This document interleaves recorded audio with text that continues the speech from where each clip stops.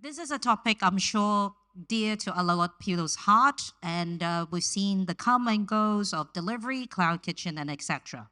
So hopefully, these gentlemen will offer us this insightful of how do we see out of the mist of the cloud, shall we put it this way.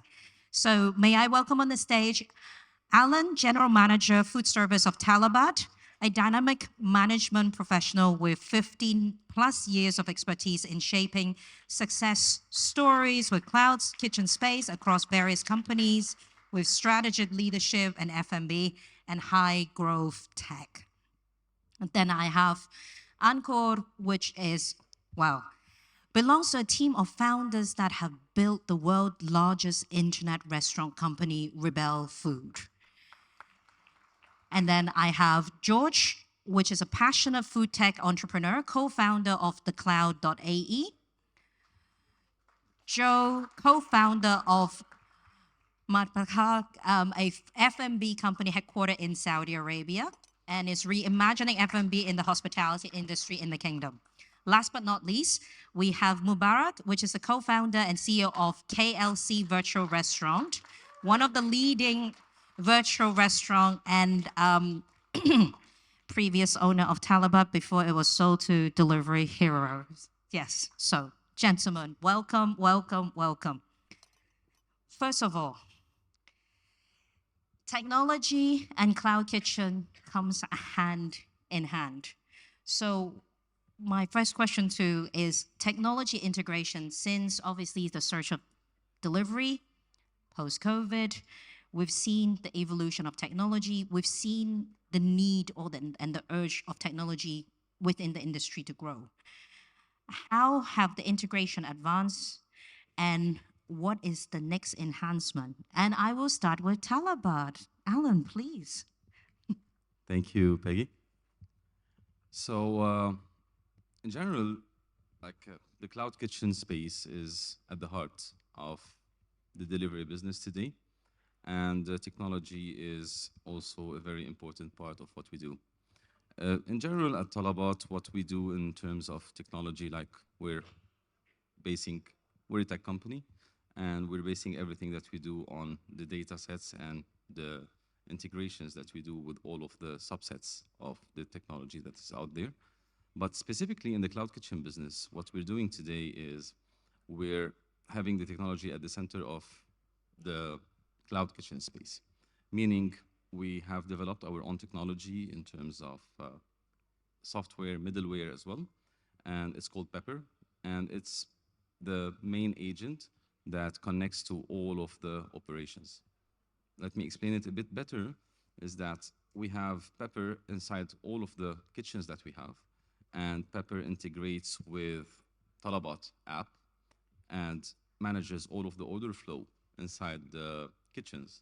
So the insights that the partners inside our kitchens have from that type of technology that we provide them as part of their experience within the Talabat kitchens is basically unmatched in the market, and it's also priceless. Um, what we do there is we give insights on everything has to do with the prep time, their cooking time, their rider, where is the rider currently, and how is it coming to the restaurant, which is a proprietary technology for Talabat, and also we integrate it with the kitchens in there.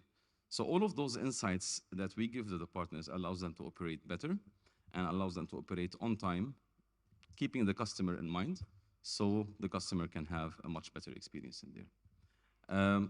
Other than that, we have that same set of technology, we call it Pepper Grow, which is our growth dashboard that we provide also to the partners, and we provide them insights on how they're doing in terms of orders, how their ops metrics are affecting also their order growth, and how they're doing versus their averages in the market in there. So assuming a brand A is doing a prep time of 8 minutes, but the market is doing at 9 minutes, great, well done, you're doing great, and your food is prepared on time.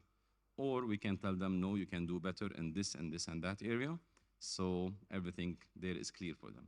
And that's one of the main points that us as Talabat Kitchens and the technology that we provide them helps them grow and helps them uh, perform better in a cloud kitchen environment. And that's why the efficiency is there. But what do you see next? So I still think today, even though it's been a while that the cloud kitchen is there, we're still at the beginning of that industry. There's still a lot to crack in there, a lot to evolve. Technology being at the center, but still there is much more from automation, machine learning that can be more advanced in there. We started with that at Talabat, and we've been playing with data and AI a lot, but still there's much more to do in order to put the customer at the center of what we do, and also the operations at the center of what we do, and improve in that front. So there is much more to do in there, and we are currently our tech hub that is either here in UAE, part of Talabat, or the Delivery Hero Tech Hub that we have in Berlin. Everyone is exploring how to improve that and how to move ahead and be at the forefront of the innovation and that front. George?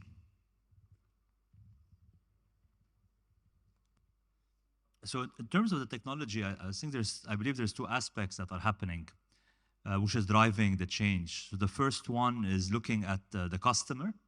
So customer expectations are changing. I mean, if you looked at food delivery 15 years ago, you would call the driver and you spend maybe your expectation would be maybe an hour and a half, the order would reach. And as technology has evolved, so has the customer expectations evolved. And this is what's really driving the change and the need. And in terms of what is next, or what are the innovations that need to come in order to meet those customer expectations. So I think this is a pivotal role in terms of how food delivery is evolving, and accordingly you get more data, more information to take action. Should it be areas like as Alan mentioned, the prep time. These are metrics that 10 years ago you didn't really look at your prep time. Okay, it was 30 minutes, 40 minutes. Today you know that okay, I need the prep time to be below 17 minutes, and if the item is not cooked below 17 minutes, maybe you remove it from the menu because you realize this is going to affect your algorithm, your visibility, your customer experience.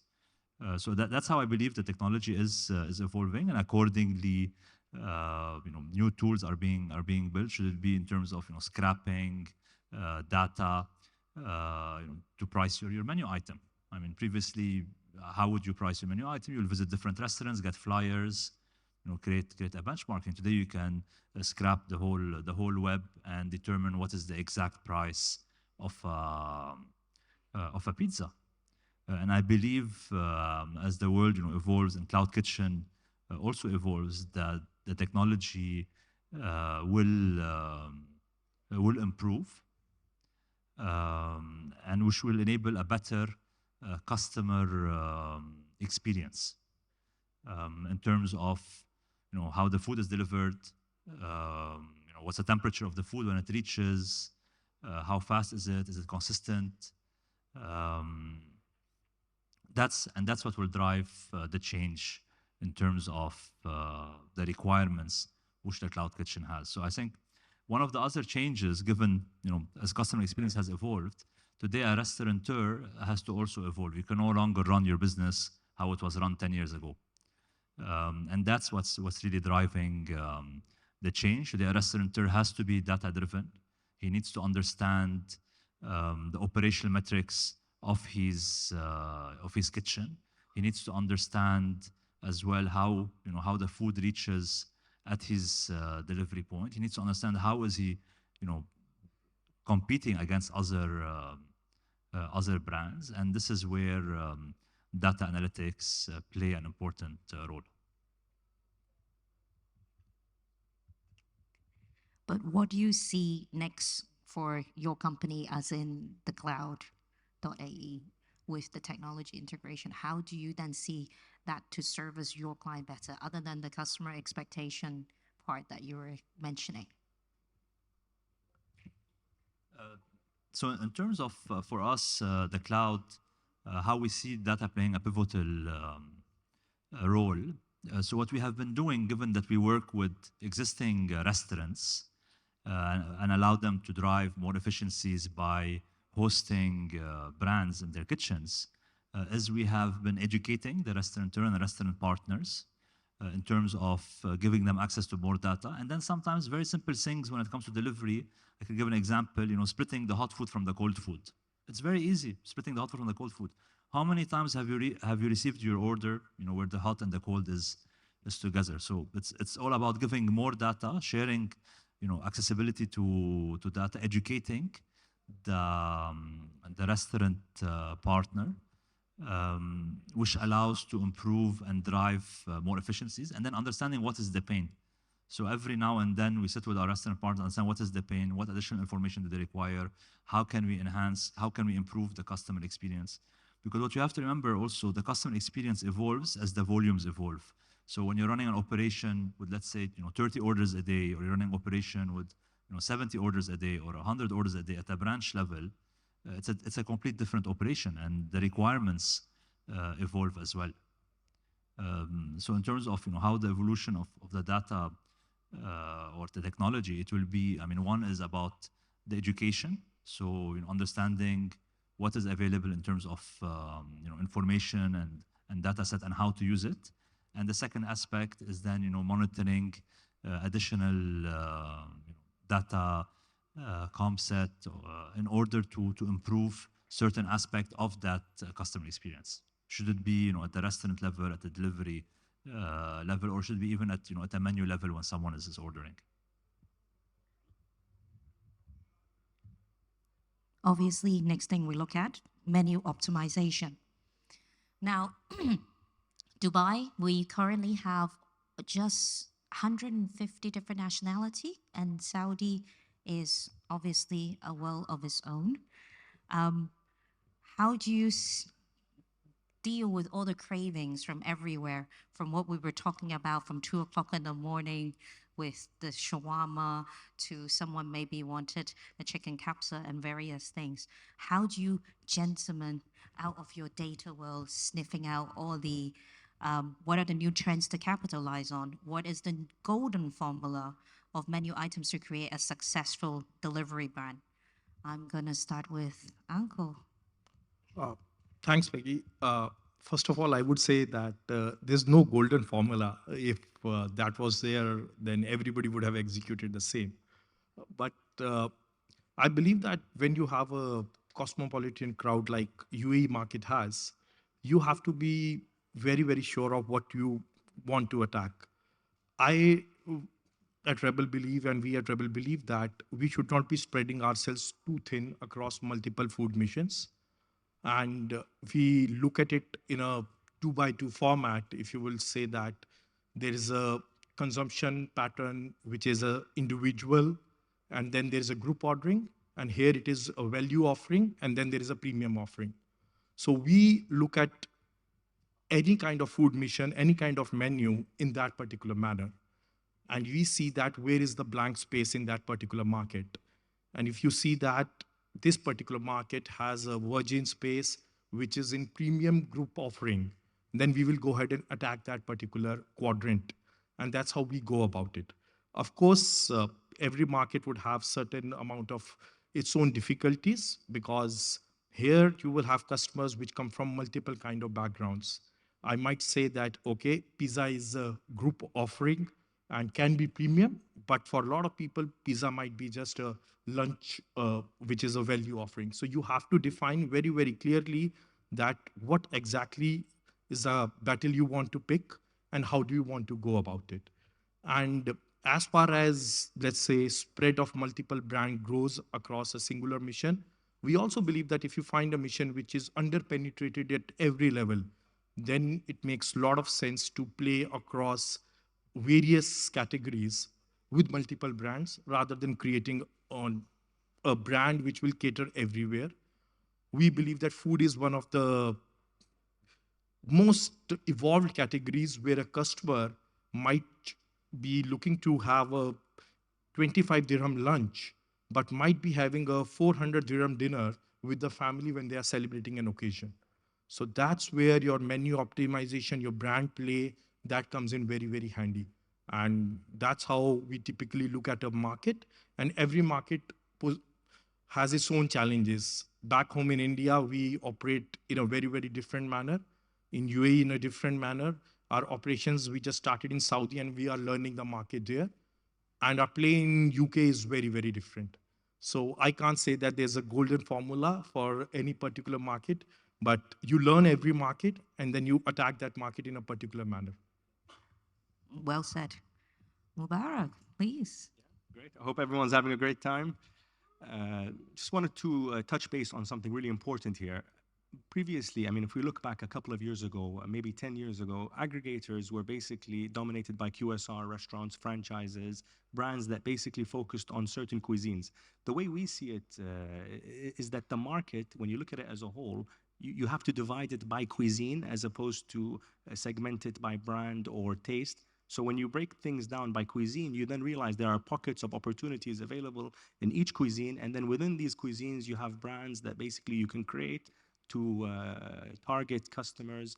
And as you know, today, people are looking for a more personalized experience. They're looking for brands that specialize in certain dishes, niche, trending categories or dishes that are hitting the market. So it's very important to remember when we look at the market overall, the only way to tackle the whole market is to have brands in different cuisines and then sub-brands within that cuisine.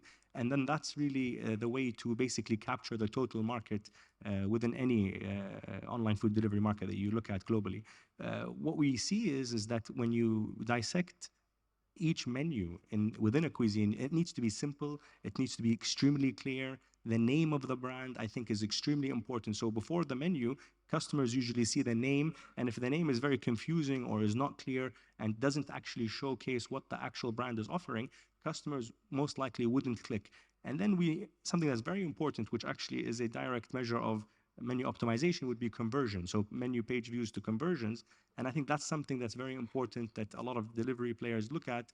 And then that really is the result of whether your menu is optimal and whether you're actually converting people that are coming in to see your menu. So there are so many things I think people are looking for. Other than, I mean, obviously the quality of the food, but that's the end game. That's what the customer sees at the end when he receives the food. I think the pictures, the descriptions, the way you lay out your menu, the sizes, everything I think makes a huge difference in optimizing your menu and making it very simple and clear for a customer to see and not cluttering your menu, I think, with a lot of items. So I think being specialized, having a simple menu, focusing on, key top selling items, and then making it simple for the customer to seamlessly go through your menu, I think is really important to get the, as you said, like a golden kind of formula. Obviously, cloud kitchen, and we boil it down, is still an actual substance of the food. So supply chain efficiency, I think, is a golden question to a lot of my colleagues out here, especially this year in Dubai, we have COP28, the word sustainability. All these are the catchword. Now, supply chain fundamentally hits the bottom line, no matter whether it's cloud kitchen, actual restaurant, and various others.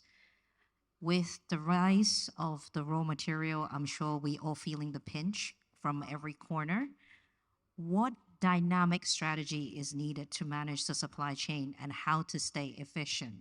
And I cannot think of anyone else but Uncle to come with the dynamic because of the different countries that you look after. Yep. Peggy, that's a constant battle we also fight, I'll say, on day-to-day basis. Specifically in last 12 to 18 months, when the global macros have been very, very disturbing, it's not easy to hedge every kind of interest. But one of the things which we have seen work very well for us is that you go ahead and block in a lot of raw material at the beginning of the year or the beginning of a crop cycle or something like that. I'll give you an example. We have a particular kind of rice which we use to make biryani, and we consume quite a bit of it, having the largest delivery biryani brand in India and also in UAE and few other markets. Now, what we realize that in last couple of years, the export from India has been increasing at a great pace. And there is absolutely no government protection on that because it's the premium quality of rice. So what we did that we went ahead, worked with farmers, got into long-term contracts with them, and ensured that we get the similar quality of rice across the year. You also work with other value chain partners who can give you the right kind of storage, right kind of processing, and ensure that same raw material is available across multiple locations, ensuring that brand is consistent. So that's one of the things. Other things which we are working on specifically in a market like UAE is that how much of the things can you localize at the right price and what can you get into the market from a source where you already source a large amount of raw material. Because for us, India being almost 80% of our business, we get a lot of buying prowess there. So we utilize that and see what can be sent from India to a market like UAE, where already a lot of raw materials coming from various parts of the world.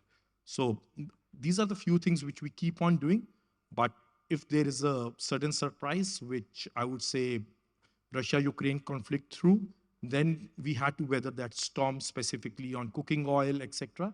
It took us a while, but I think that that helped us learn that how do you kind of diversify your sourcing as well, because sometimes you start becoming so dependent on a particular source, particular region, that you forget that it's important to diversify.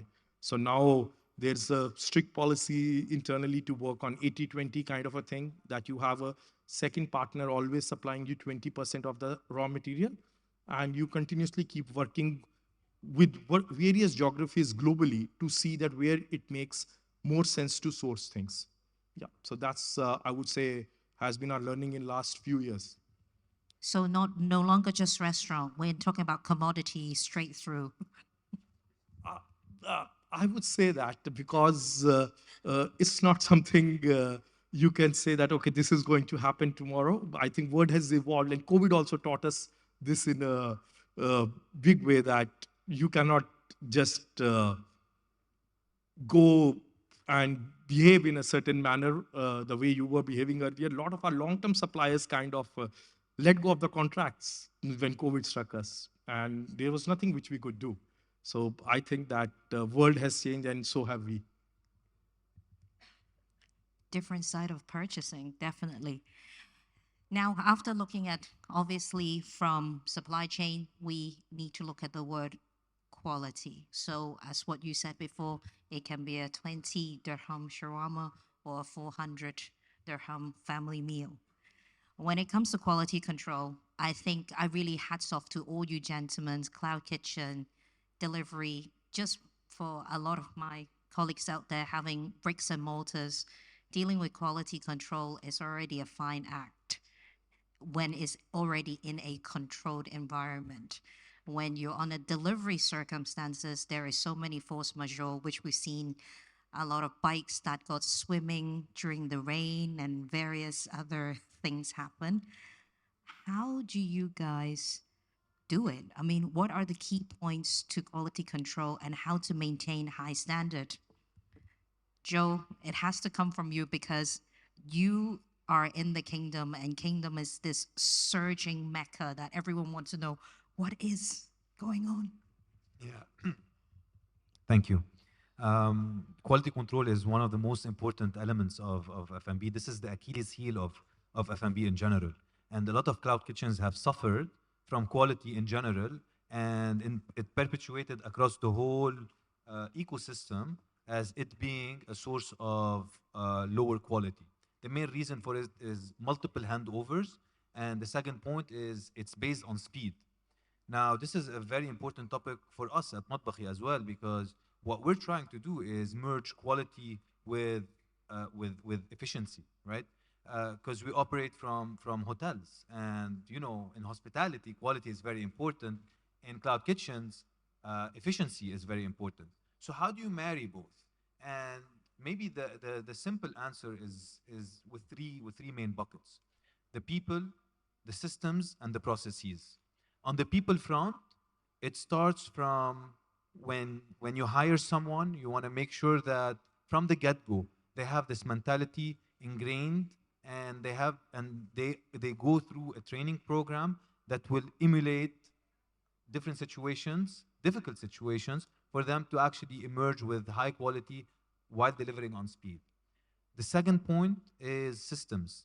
And on systems, I'm not only talking about the systems that you measure, which is your customer satisfaction, the speed with which you operate, be it your prep time, your vendor delay, all of these metrics that we know, but also the systems that you use. So as simple as how many crossing should a line cook do for them to actually deliver on a particular plate, right?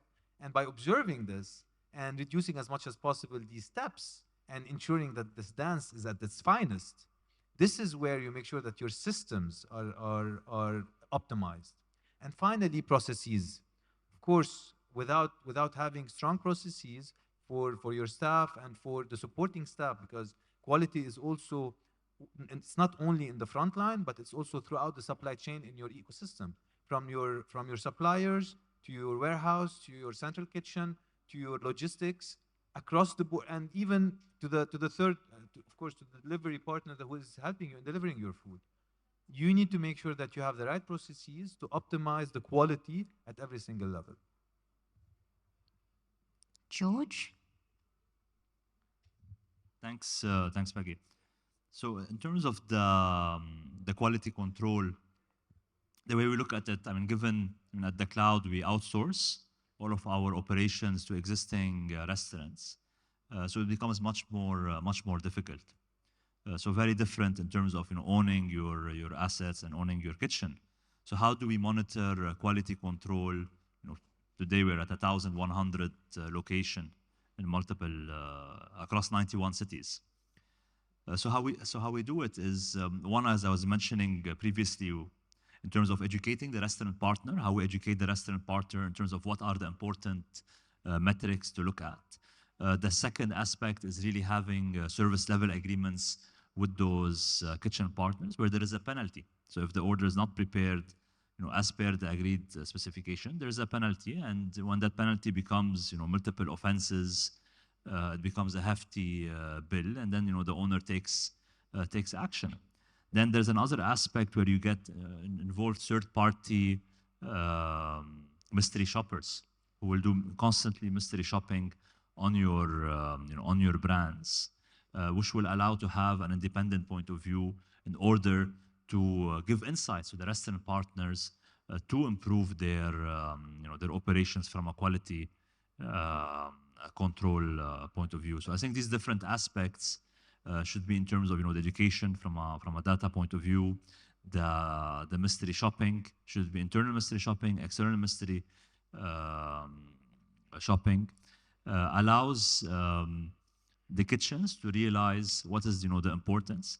And I believe the most important aspect of the quality control is not about controlling or not in terms of the quality, is that if you don't do quality control, you will not have customer retention. And if you don't have customer retention, eventually the brand, the restaurant will simply die. So if you have good quality control, you're efficient, you'll have high customer retention. Your brand will then survive and grow, and you'll have great customer, great brand reputation. And I think that's the most important aspect, where it's really aligning and educating should be with the restaurant partners that these are the metrics that drive success. It's not about spending on marketing. You can go and spend on marketing. Yes, you'll see the brand. It will have a spike of orders. A lot of people will order. Delivery is coming in 3 hours. Delivery is wrong. You ordered a pepperoni pizza. You received the chicken pizza, or you received the burger instead of a pizza. You'll never reorder from the brand. So that's what really brings and plays very important and vital role, where you have this quality control across the full chain of the customer experience. So, riding on what Joe said, speed, agile kitchen design. So, we've talked about the food, we've talked about the supply chain, Now we need to talk about the tools to make the cooking happen. So what do you see is the key metrics for a agile, efficient cloud kitchen layout? And the $1 million question will be, what is the cost of putting it together? Alan, you guys put enough of that at Talabat, please. All right, so look, talking a bit of history and how this thing evolved over time, like before cloud kitchens were there, or before it was trendy, uh, we had the regular kitchens that were big in size, a lot of unutilized space, a lot of space, privileged space. Real estate also was different, and also the whole mindset of operating a restaurant was different. So that space used to host one brand, and that space used to host one menu, if you want, with a lot of people. Then came the cloud kitchens, and people got super excited, and space started to go down. And we reached to a certain point as well where we wanted to do everything in 1 square meter, every brand in 1 square meter, and we started to experiment with station. Like instead of a full kitchen, put station, which is also not a good idea.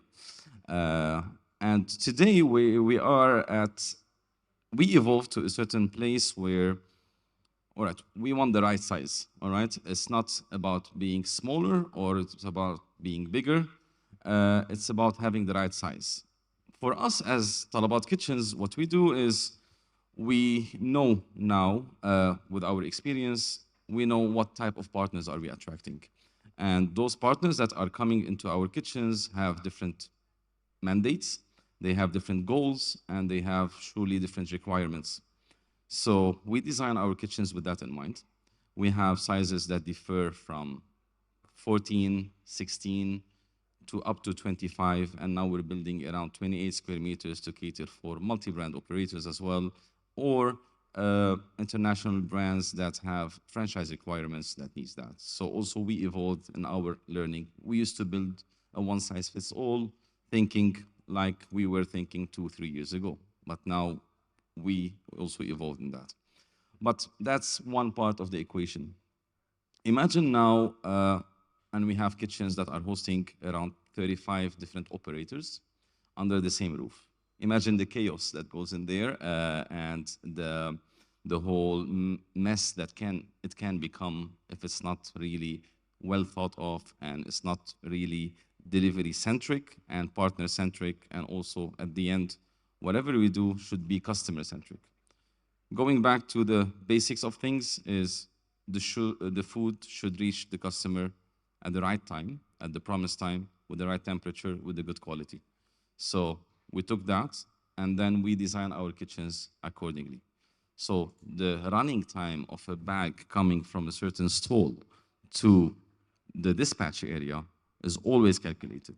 We try to do it in less than 30 seconds. However, our kitchen is designed, the running and the dispatch center is at the center of what we do. We call it the theater.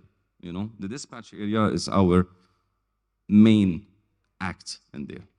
And how our dispatch is organized and how we're calling our riders who are waiting in there is also something that we learned the hard way, if you want. We used to do small dispatch area because we were thinking, okay, I want that real estate to build a more kitchen. But now we know that if we don't have that right, we don't have the right kitchens. And this is also how we do it with agility. And most importantly, also the riders. We cannot keep them outside and start calling their names. Okay, who wants order 25? No, they need to be also inside, hosted inside, having their place inside our kitchens in order for them to have their orders efficiently. Because also, as Talabat, we care about the whole journey. And rider KPIs also for us is very important. We don't want him to be delayed waiting for an order because we want him to go to the customer quick and then come back, take another order and go to it. So we design it also in that way. Last but not least, I would say that today, how we're evolving as well more is we want to really look at the whole journey and evolve. And now the new kitchens that we're building, they're taking into consideration how we can automize all of that. Everything that is manual today, how it can be much more automatic, and using, the robots that you saw there at the door to run stuff internally. More carousels that are taking, but the smart way of carousels, and we're experimenting with that as well. And we have also much more that we're doing. And, I think you've heard in the news that we're trying to do the drones delivery experimentation in there. And we started the robot delivery. So everything can be optimized, keeping the customer at the center. No, because I went to host Milano and now they're using AI in oven to monitor how long to cook. So it's all coming. I've seen it with my real eyes, Exactly. so it's very exciting. Now we produced everything, we find the right kitchen. Customer expectation is on everyone's lips, not only Cloud Kitchen, restaurant, everywhere else, because we want them to spend more and we want them to continue to dine with you. So, what are the key metrics that you monitor from? How do you gather your intel? And obviously, being a Cloud Kitchen, how do you utilize the data that you've gathered from the customer's order preference to build on exceeding the customer expectation? Mubarak, you with so many brands, I'm sure you have plenty to tell me. What really surprises me, Peggy, is that the actual essence of a cloud kitchen is to be more efficient. And I think that's something that there's a misconception that's been going around, I think, recently, that basically cloud kitchens and virtual brands don't actually use, good quality ingredients. The food from virtual brands isn't great. But what we've seen and what we've developed at KLC is basically we've taken the traditional restaurant model, which is food first, service first, and then basically created a business model around creating virtual brands for customers' tastes and demands, and then using the cloud kitchen model, which is basically having multiple brands in a kitchen, utilizing that kitchen, bringing the rent ratio from sales down, and then reinvesting that money in the food, reinvesting that money in hiring an amazing team, reinvesting that money basically in positioning yourself on aggregators. So I think the idea, customer expectations from delivery restaurants, especially towards virtual brands recently, I think there's just a lot of confusion going around. But I think what we're seeing today is that a lot of the successful delivery virtual brands are actually flourishing, and they're growing and they're meeting customer expectations for multiple reasons. It's because they listen to their customers. They basically have designed their menus and brands for customers for delivery. So the food itself actually tastes good when it arrives to your house. The packaging that they use is extremely important. The way the menus are priced, the portions that they use are all made and are customized for the delivery experience. So I think these are some of the really important metrics that we measure. We take feedback from the customers, from aggregators. We have an active team of basically contact center agents that basically call customers for feedback. We take this feedback, we then look at it, and then we re-engineer a lot of the things that we have. But I think the essence of what we're trying to do is we're delivering quality food to people, customers that we love, and we need to take care of them. And I think that's something very important. And I think the idea that virtual brands use maybe I would say cheaper ingredients is, I think there's a misconception out there. And a lot of people that order from our brands, they don't even know that they are virtual brands. And it's not relevant, in my opinion, because at the end of the day, you're ordering from a restaurant, you want a good experience, you want good food, and that's what it is. We're foodies, we eat the food from our restaurants on a daily basis, and that's really the core, I think, to meeting the customer expectations. The way we basically measure these metrics, like I mentioned, we look at all the different elements in the process. But unfortunately, what we're seeing today is customers want their food to be delivered faster. And I think that was the big turning point, in my opinion, in the last 3 to 4 years, where people were expecting 20-minute, 15-minute delivery. But good food, as everybody knows here, takes time to make. And when you're making things fresh for customers, you have to wait. And I think what we're seeing today is we're getting a lot of our customers coming back because we might not deliver within 20 minutes, but we'll deliver within 30 to 40 minutes, but we make sure that the customer enjoys his meal, enjoys the experience, and comes back.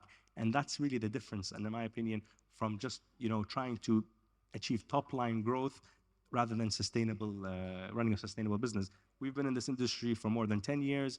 We're one of the profitable cloud kitchen groups, and I think it's very important to see more examples, in my opinion, of successful cloud kitchen groups around the world, and that will only encourage all of us to reinvest this into a better delivery experience. So I think it's amazing to be on the panel with everybody, and I was also part of a discussion earlier about how virtual brands. What's the successful recipe for a successful virtual brand? I don't think anyone in the world has cracked that, but there's a lot of trial and error. There's a lot of experimentation, but what we are seeing is a lot of improvement on the top line, and I think as long as cloud kitchens can operate sustainably, we are going to see better delivery experiences, better virtual brands, and I think customers are going to be satisfied and they're going to come back. Fantastic. Last but not least, obviously, we talked about the customer expectation, continuous improvement. Joe, we've talked about meeting the expectation. So, what are the key success so far with your company, and what are you doing in building on the legacy? Continuous improvement is usually dubbed to operational continuous improvement. But allow me to take that conversation to another place, which is perceived quality. Continuously improving this perceived quality from customers, because this is very, very important. This is what actually will get people to buy from you at the end. And let me give you a small example of a great story that I love. The bullet train in Japan every day has 400,000 travelers. And for the longest period of time, they were nagging about the cleanliness. So the management of the bullet train, instead of hiring more cleaning people, what they did is they changed the color of the suits of the cleaners, so people can see them and they can differentiate them from other people. So this very red suit allowed people to know, oh, the cleaners are here.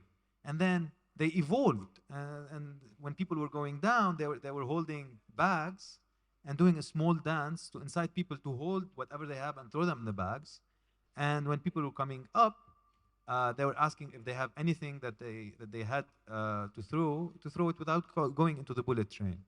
And the success rate and the acceptance rate and the feedback from the customers increased, and all the complaints about the cleanliness went down.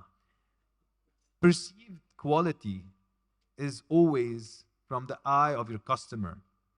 And if I want to leave this group of people with maybe one thing that we do extensively well in Matbakhi, we capitalize on two moments: the peak and the end.